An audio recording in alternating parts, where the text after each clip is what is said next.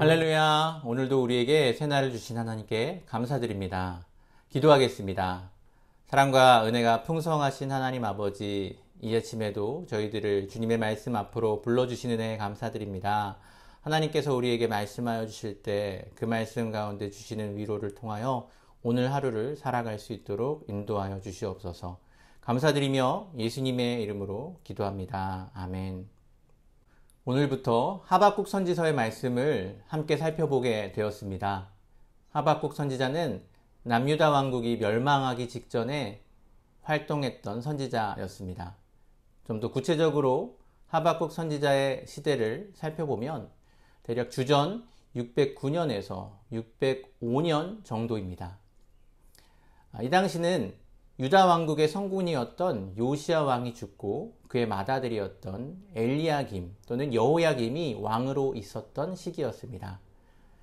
여호야김 왕은 무능하고 시대의 흐름을 읽을 줄 모르는 왕이었고, 무엇보다도 우상 숭배에 빠져서 하나님의 말씀을 무시하고 불의를 행하던 왕이었습니다. 그는 하나님의 말씀을 전하는 선지자를 애국까지 쫓아가 잡아 죽이기까지 하였습니다. 이런 시대적 배경에서 하박국 선지자는 악한 이들이 행하는 강포와 그로 말미암아 율법이 해이해지고 정의가 시행되지 못하는 현실에 대해서 안타까워하면서 하나님께서 왜 침묵하시는지를 묻고 있습니다. 하나님은 하박국 선지자의 이러한 질문에 5절부터 11절 말씀을 통하여서 놀라운 대답을 주십니다.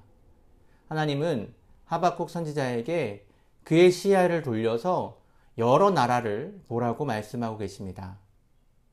이 시기에 고대 근동의 국제 정세는 전통의 강호였던 애굽과 신흥 강국으로 떠오르고 있던 바벨론 사이에 힘겨루기로 인하여서 혼란이 가득했던 시기입니다.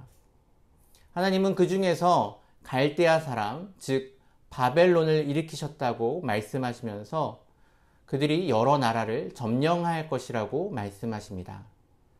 물론 그들 역시 악한 이들이고 그들은 강포를 행하였지만 하나님께서는 그 악한 이들을 사용하셔서 하나님의 뜻을 이루실 것입니다. 하나님은 이처럼 불의한 자들이 행하는 악행을 통하여서도 하나님의 뜻을, 하나님의 정의를 이루실 수 있는 놀라운 분이십니다. 하나님께서는 때로는 우리가 이해하기 어려운 방식으로 일하실 때도 있습니다. 가장 대표적인 예가 바로 예수님의 십자가 사건이죠. 예수님의 십자가는 불의와 불의가 함께 만들어낸 작품이었습니다. 유대 종교 지도자들의 불의, 로마 제국의 불의, 그리고 예수님의 제자였던 가롯 유다의 불의가 서로 힘을 합해서 의인이신 예수님을 십자가에 못 박았던 사건이었습니다. 하지만 하나님께서는 그런 불의들을 통하여서 하나님의 가장 큰 의를 이루셨다는 것입니다. 이해하기 어려운 삶의 어려움을 만나서 탄식하고 계십니까? 그러한 탄식 중에도 하나님께서는 하나님의 뜻을 반드시 이루신다는 것을 믿는 믿음을 가지실 수 있기를 바랍니다. 하나님의 전능하심과 하나님의 신실하심을 믿고 인내하실 수 있기를 바랍니다. 하나님의 의는 결국에는 반드시 이루어질 것입니다. 기도하겠습니다.